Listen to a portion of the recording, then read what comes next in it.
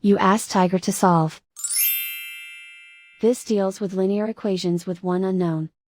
The final result is r equals -9. Let's solve it step by step. Group all constants on the right side of the equation. Subtract 1 from both sides. Simplify the arithmetic.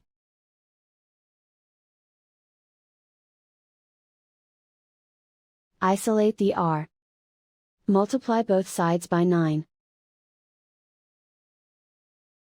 Group like terms. Multiply the coefficients. Simplify the fraction. Simplify the arithmetic.